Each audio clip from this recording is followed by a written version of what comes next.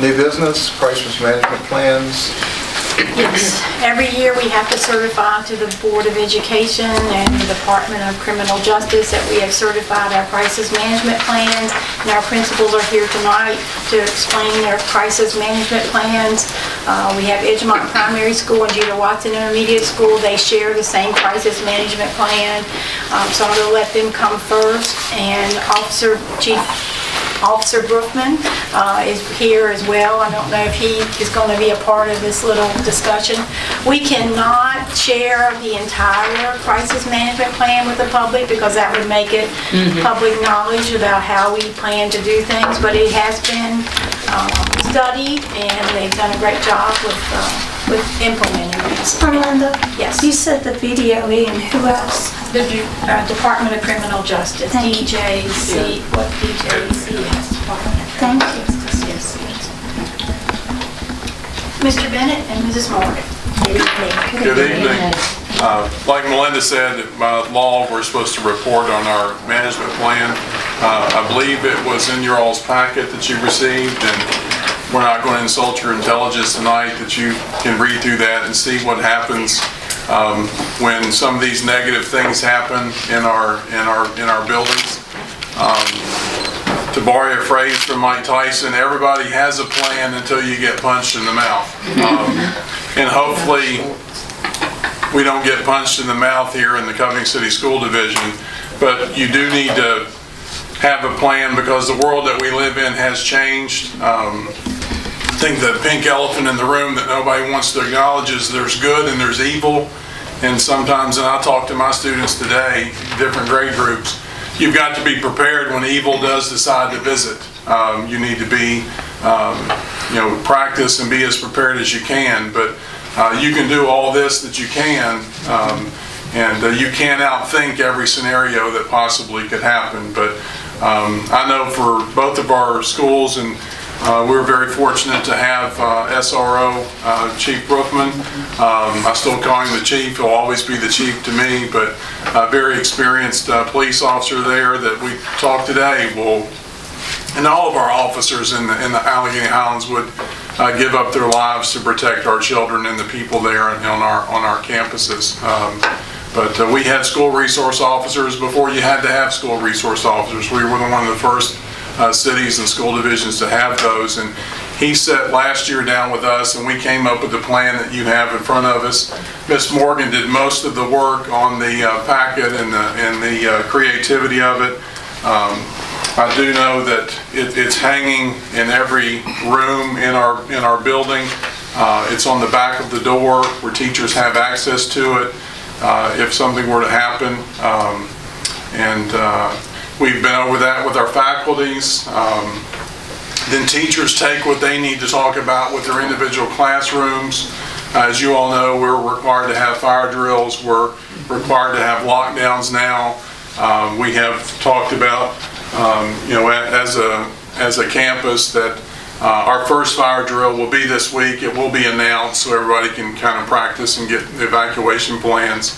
Our first lockdown will be very, very soon. It will be announced, and so everybody can practice. But then from then on, we have been just very creative, and we've done them, throughout sometimes morning, midday, afternoon. Kids just have to react. Faculties have to react, and I think Chief Brookman can probably testify about how well our students do a fantastic job. Our staff does as well when we have those. I've been very impressed, and I think the same thing happens at the high school with the thinking in reference to the faculty and staff at both of the schools in reference to what we will do if things aren't cut and dried. And they've done a wonderful job of being creative and where they went. The last time we did a lockdown, I had to go hunt one class. They went exactly where they should have went, and I had to go find them, and it was great. They took a very safe avenue. Also want to point out that we had a student who was out there somewhere and did the right thing, found the right spot, found another teacher, and another teacher took him right in, and all of a sudden, and if you watch on camera when we do a lockdown, it is amazing how quickly everybody is gone, hidden. and put into the right spot. It's just really amazing. The plan that is in place, I've had a chance to review it, reviewed it last year, reviewed it again this year, and have seen in action already. I want to commend both principals in reference to the fact that just recently there was an event that took place and it followed the crisis plan exactly. I had nothing to do with it. They followed the plan exactly like it should have been, and it worked out extremely well in reference to what needed to be done. Child ended up being safe, everything was taken care of. So the plan is really good, falls in line, covers a lot more things than I would have ever thought of, and it's working well. And appreciate the administration as well as the principals in reference to their attention and detail to making sure that these things are trained and put in place. Can you talk about Officer Berger, what we did? Just recently, and my days have all run together, so I really don't remember what day it was, but prior to school starting with our faculty, Officer Berger came and he participated in part 2 of a training exercise, and part 3 will actually be scenarios. And so this time he presented us with a civilian response shooter certificate. It's a verified class in which we took. Both Edgemont and Jeter Watson participated in that. It was at least an hour, and we're very appreciative of his efforts and time to do that class for us. It was prior to school beginning, and so a lot of good information came about, and he was willing to answer questions for us, and it was very good, very good. I'd like to add, Chief Morgan has done a really wonderful job in making sure that we continue to advance in reference to our training, which was a result in reference to what was just shared. I have seen your board member in action in an extremely crisis situations. I can tell you right now that the police department is understanding and ready to react and move in a way and manner that they need to do. So very pleased with reference to how that's going. I also want to share in reference some of the questions that you have, that not only do we have a few things in place, but Chief Morgan is really worked hard to make sure that there are officers visiting at unplanned times each and every day, besides the SROs. So you can expect an officer coming in, going through the building at any time in any place. The random scenarios in reference to that are key, because anybody that wants to plan something has got to think, I don't know when that guy's coming, I don't know when he's going to be there, and I don't know what they're going to be presented with. So it's one of those things that makes it even more difficult to come up with a plan, and it makes the students, I took one of the officers through one day, I thought I was with a rock star. I will tell you right, I thought I was with a rock star. Students just came right over, started hugging this guy, a cop in a uniform, and they were hugging. They don't hug me, but they were hugging him, and so they're really pleased in reference to that.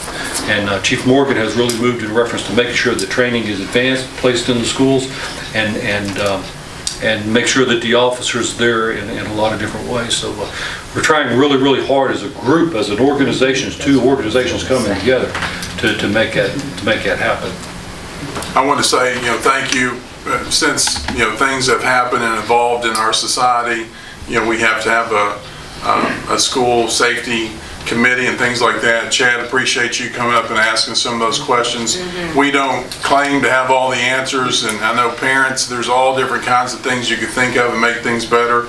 This is a working document. It will evolve as technologies get there. There's apps on phones that we've learned about, and we're looking at cost of making our campuses safer than what they are, and Ms. Morgan, I think, has really been working at that. But it's just, as things progress, then we'll try to progress with it. But I do appreciate you asking those things tonight. And can I add one more thing? Chief Morgan, and so has Sheriff Hall, and so has the state trooper assigned to our school division, which is Trooper Alton, have all been in touch with us about having keyless access entry cards to our schools so that they're in the police cruisers, and they are going to be placed in the police cruisers this month. Every police car in the city of Covington, not every sheriff's car, but important sheriff car, and Trooper Allman and State Police will all have keyless access entry cards to all of our schools so that should something arise, they will have the ability to respond quickly and come inside our buildings. So that is in the works as well. That was awesome. Yeah. I mean, that could be the difference between multiple deaths and no deaths. Every second counts. Yes. And if you haven't been over to see JB, you typically don't see him in his office. You see him out and about. And so you see him on his bike sometimes, and you see him walking around sometimes. But he is always around the school checking our doors, and we're very appreciative of the SRO. Do y'all have any questions? We'll answer if I thought it was very thorough. From, being a teacher myself, very well done. And I'd just like to say thank you to all of you. Yeah, Not just this for your is a presentation, lot of for work. free effort into it, yes. This is good. thank you. Thank y'all. All right. Our principal, Cantrell, will do a similar presentation and Well, I think, the city police, we just value that partnership so much. They do so much to help us. They're in our schools constantly. We worked with Officer Brown and Sergeant Berger on our crisis management plan over the summer to tweak some things and make sure that we had as many scenarios as possible covered. We made sure to implement a crisis management team and have roles and responsibilities, so if something comes down, we all know what our role and responsibility is, where we're going, where the media is going to be staged, and all of those parts. Ms. Jefferson is also working on developing a crisis incident kit, which has all of our folders with like what classes kids are in, checkout sheets, emergency cards, so that we have some, if we have to go on the go, we have it with us. So I thought that was very important. Substitutes, when they come into our building, this is in the classroom, either on the desk or the back of the door, and we also have a one-page lockdown procedures and evacuation procedures for substitutes, so that 99.9% of the things either go lockdown or evacuation, so that's important for them to know. We also did the active shooter training with Sergeant Berger before school started, and he also took our staff and we went through a few scenarios with our teachers before school started with a regular lockdown, so some of our new staff would know what to do, where to go, and how that looks, and also a cafeteria scenario, because that's one of those, you got to practice as many different things as possible, and that's something we'll continue to try to do this year. As Mr. Bennett and Ms. Morgan said, you try to cover as many things as you can within your crisis management plan. And it gives you a step-by-step guide for administration and teachers so that they know if something happens, this is what we're going to do to keep our children and our students safe and our steps. So that's very important, and we looked at that as a team, administrators, police department, to come up with the best plan that we feel for our students and our staff. And we think we have a good document here, and I also have some other things and resources that we talk with our crisis management team to continually try to get better. And I think it's a group effort, and we appreciate all the help that we've had. And as they said, the police, you never know who's in what time somebody comes into your building. There's 2 or 3 people on a daily basis that walk through on top of the SRO, which is super awesome. And they've helped a lot with strategies and things to make us safer and a safer school for everyone. So that's our plan in a nutshell. And like I said, you guys have had a chance to read through there and see what's with it. If you have any questions, I'd be glad to answer those for you. Yes, ma'am. So does the high school still have the evacuation? Do y'all still have, I know what I'm trying to say. Evacuation plans? Yeah, with the students? Yep. Okay. Yeah, you have the fire drill and Fire drill. Yeah, we have fire drills. You have, so many, you do one a month, and you have more up front. Lockdowns, you have 2 the first 20 days, and then you have to do more throughout the year. And the more you practice, the better. And that's something we're going to try to implement different scenarios throughout the year. Does anyone have any other questions? It was another well-written plan. Yeah, thank you, Derek. And one thing, just as I think about, as the public needs to know about things in the school system, I think a great thing to project out would be the fact that we have those random visits by the police there. That's something that certainly should be in front of the public, that could deter someone from, Even an outsider from coming in. The keys, Okay. yes. yes, but the fact that we have random police officers wandering through our schools at random times with no pattern, that's certainly something that should be public knowledge for sure. And I can see if Chief Morgan wants to put out some type of press release and see what kind of statement that he thinks we could put out that would let the public know what we're doing together jointly, so. And they do a good job. They go around the grounds, they check the outside doors, they walk through the school. I mean, it's a good thorough check when But we when the have guys two come people, a in. lot of people know that right now. And our Definitely. cheer tunnel that we had, I think I had the last time I checked about 1,500 views on Facebook. So, you know, really cool. And, you know, as you saw kids would come in, you know, that starts like, what is going on?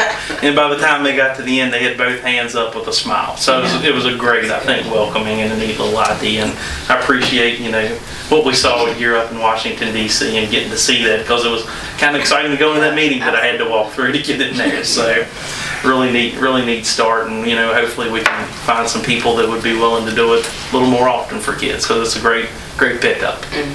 So thank you. Thank you. Thank you.